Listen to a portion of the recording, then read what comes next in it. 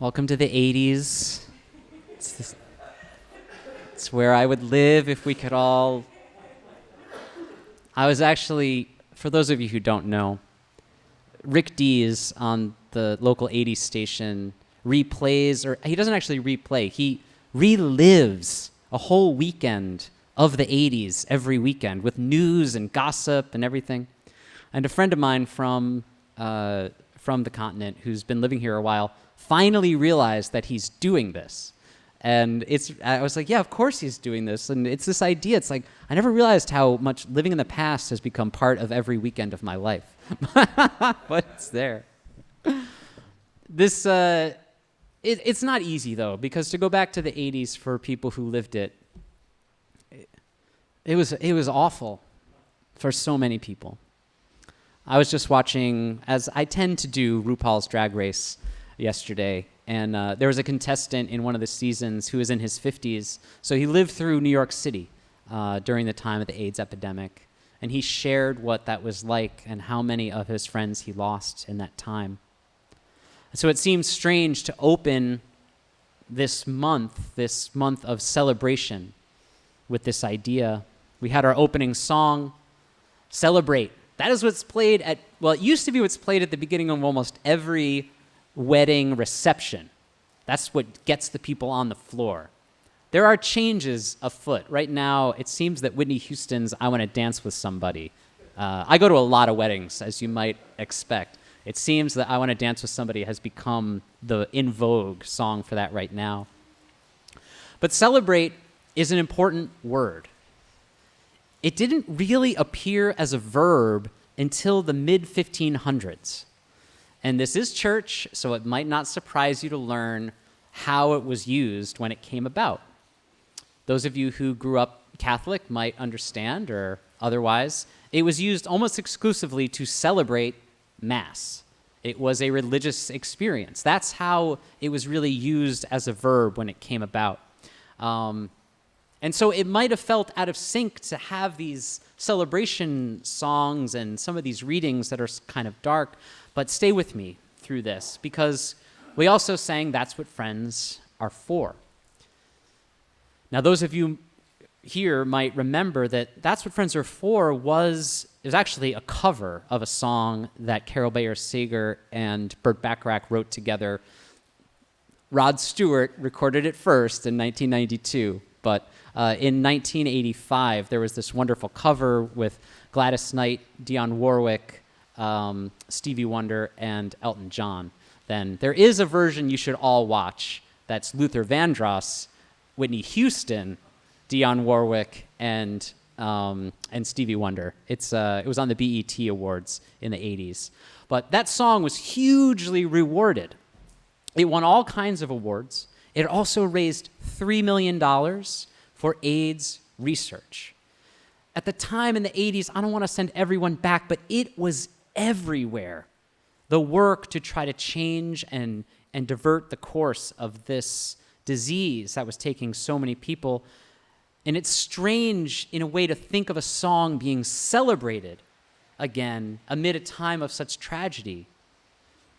And even in the reading that comes from a play, comes from Angels in America, which is really the final word in the drama world on the AIDS epidemic and its time. And in it, if you have not seen the HBO version, I realize I'm doing a lot of pop culture in this sermon already, but there's an HBO original version. It's worth paying the 1 month of HBO if you haven't ever seen this. It's a 6-episode monster of a work that is worth seeing, of Angels in America. And it starts to uncover some of the ways that our world was so deeply impacted by this that many of us can forget, because there really is, in the world of AIDS research, a huge amount to celebrate in this country. There are young people growing up who just think of that particular disease now as just something you have to manage. I'm not saying that's good, but I don't want anyone to be suffering needlessly. So there is a lot to celebrate. There's a lot that all of this work, of this song that we sang, all of these other ways have come around to make our lives better. It is something to celebrate. Now, it is also strange to open a service with celebrate when we are dealing with so much. We've got the Omicron variant that people are getting concerned about. There was the school shooting in Michigan, and then a manhunt for the shooter's parents. There were lots of places on the continent that are shutting down again because of the rise in COVID. Then there were the arguments and comments on abortion from the majority of our Supreme Court. And then, to top it all off for a lot of people this week, really the past week, there was also the death of Stephen Sondheim. It was quite a week for people. A lament would certainly be in order, maybe more than a celebration. But as grammar would have it, the word elegy and celebration also share the same root. Elegy, a song you sing or a music you play for someone's passing. So everywhere we look, this idea of celebration and of our lives, celebrating lives and their passings, even in music, even in worship, even in grammar, are intertwined. In a sense, you can think of it like celebration, that church is happening no matter what on any ordinary Sunday. Just an Ordinary Sunday is a lyric, actually, from the concept musical Sunday in the Park with George. The character of George Seurat in that musical comes to life, along with all of the characters in his famous painting, A Sunday on the Grande Jatte. It's an amazing musical written by Stephen Sondheim. And in one of the numbers, George Seurat announces these elements as being essential to art, essential to work, essential, of course, because theater is life, to life. He names them as order, design, tension, balance, and harmony. Those could just about be the elements that we need for, say, celebration, for Sunday worship. It's more like theater, maybe, than some of you know, this whole worship process. Maybe even more so in the pandemic, because we're doing tech rehearsals at 8:30, and we're doing run-throughs, and we're trying other things. Of course, theater and worship go way back as cousins, but that's for another sermon. The thing about George Seurat that you may not know, hopefully you do, but if you don't, is that he was the master, really the highest practitioner of pointillism in art, which is using tiny little dots, which probably hurt his vision over time. Tiny little dots in sequence and in order and different colors and arrangements, so that when you stand back from the image, it all looks exactly the way it's supposed to look, in a warm, kind of blended way. And the combining of all these points is something that we can all relate to, I think. It was really a predecessor to the idea of atoms or dots making up matter. Now, if you get too close, if you get too close to it, it doesn't make any sense. If you look at it way too close, it's just kind of a blur of dots. You have to stand back a little bit to make it out. And it's not unlike our life. It's not unlike worship.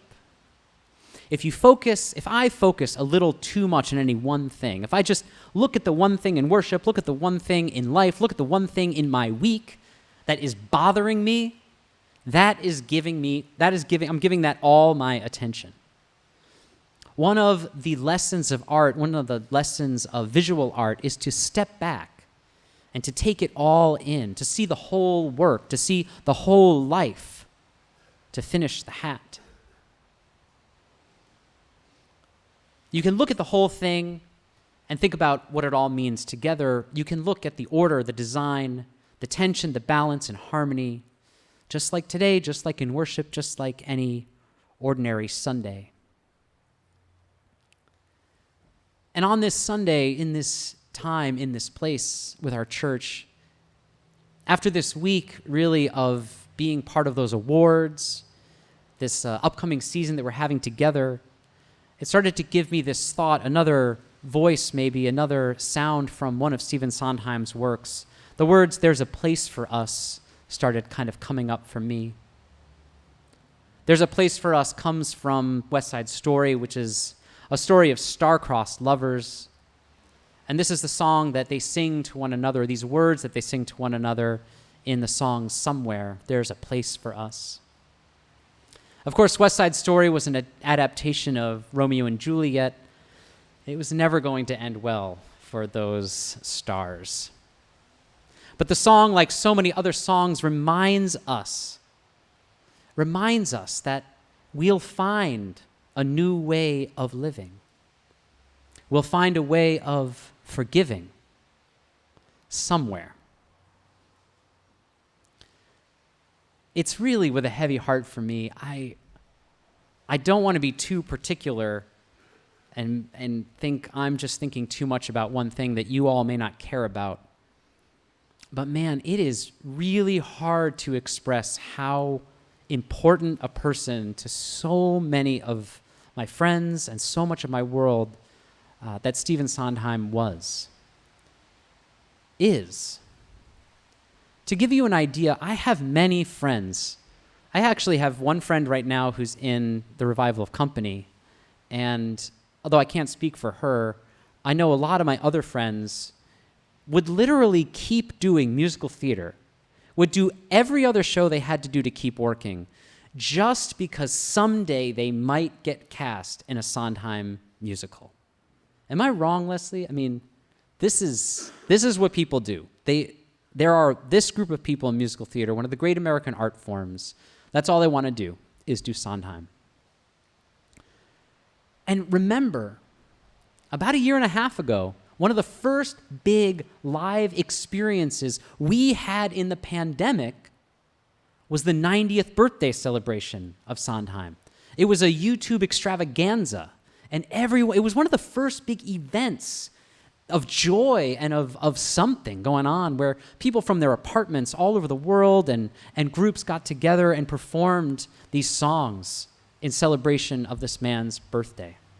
Amid this pandemic, there was this joy. Here's the thing about Stephen Sondheim. He had some major, major flops, things that ran for less than 100 performances on Broadway, some that never even made it to Broadway.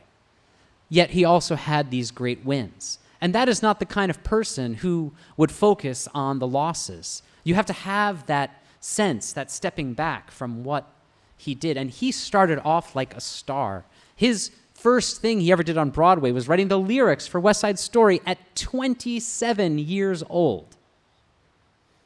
He unleashed these new lyrics on the world. Now, Bernstein, he rewrote a few of the lyrics. Let's not get into that too much. But what he said in West Side Story is that love will happen somewhere, no matter what. No matter what society has to say about those lovers, how they come together, it's going to happen. How many of us have longed for a place for us, have heard that story and wondered if a love we had or a relationship we wanted or something we wanted to come true in the world could happen somewhere.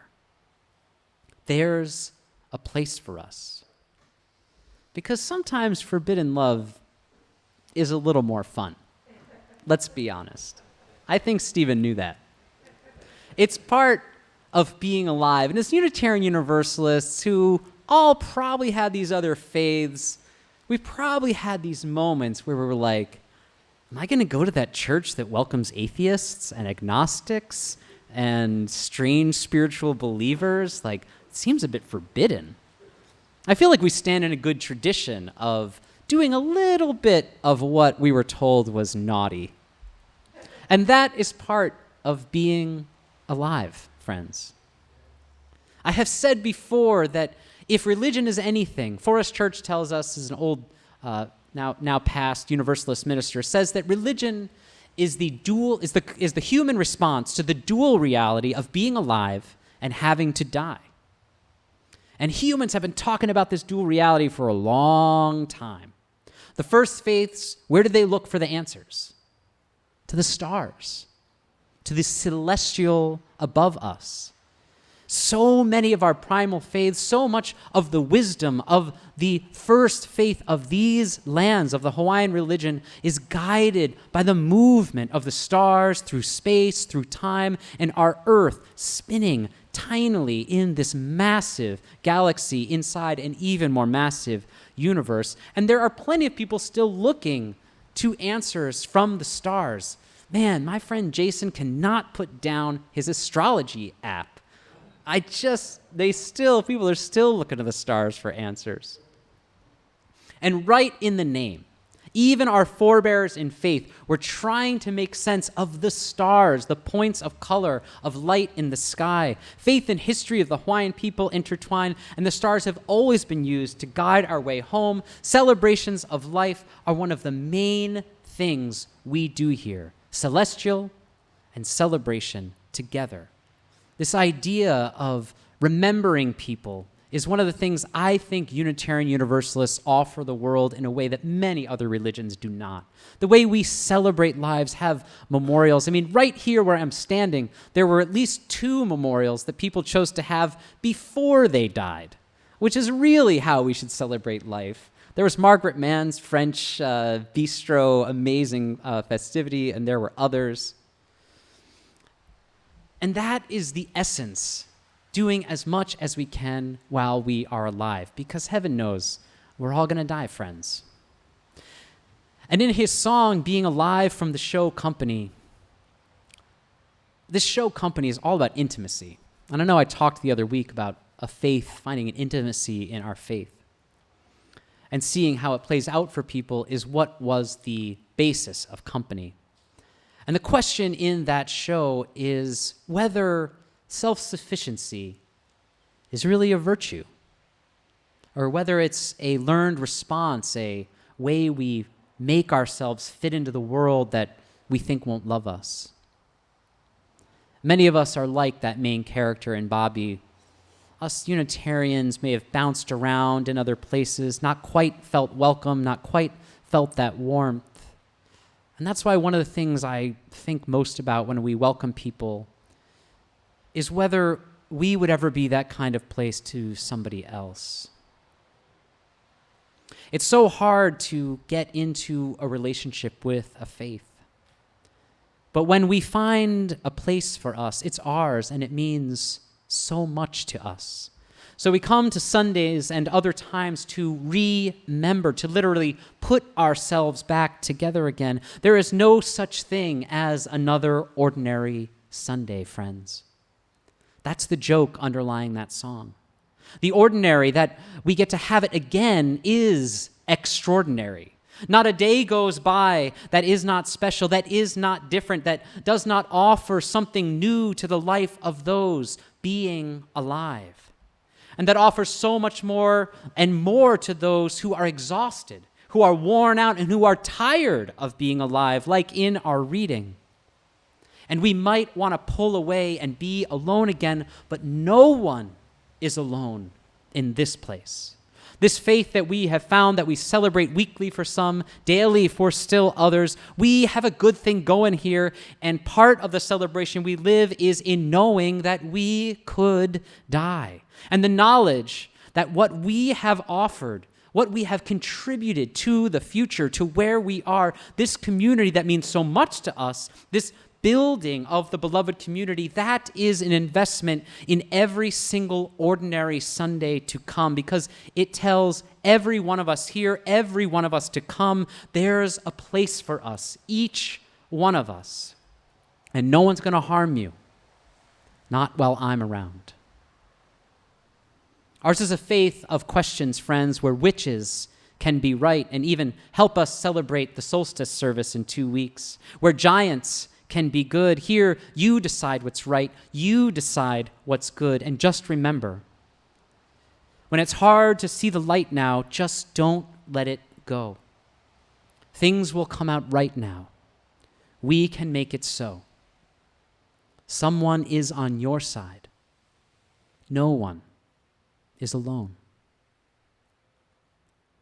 This message from the end of Into the Woods landed in New York City in an age of so much suffering from the epidemic of AIDS. It was felt so powerfully. No one is alone. Because the worst part of any disease, the worst part of life, is the loneliness that comes with it. And loneliness still stalks the hearts and the bodies of so many, some of you, whether you're ill or not. So we celebrate the knowledge that we are connected. We are all connected. That is why places like this, communities of love and understanding, are not going anywhere. No pandemic can take us out, friends. We are staying alive because you may not believe it all the time, but being alive is something to celebrate, friends, not regardless of all the things that are going on in the world, but because of all of the other things going on in the world. We celebrate this hour, we dance to the music. We celebrate this hour, and we know what our friends are for. We celebrate this hour, this ordinary Sunday in a place made, kept, and given to us, a place for us at last. We celebrate being alive. The lights in the darkness, piercing the night like the stars above, is written with celestial fire in every point, every dot, every cell, every atom of every one of us, every single one. That fire flares forth from this chalice every ordinary Sunday, a crucible of what really matters and what really doesn't. It lights the way to this last great adventure of being alive and, of course, having to die. So in the words of Stephen Sondheim, somebody crowd me with love, somebody force me to care, somebody let me come through. I'll always be there, as frightened as you, to help us survive being alive, being alive, being alive. Rest in peace, Steve. Thanks for the memories. May it ever be so. Blessed be, and amen.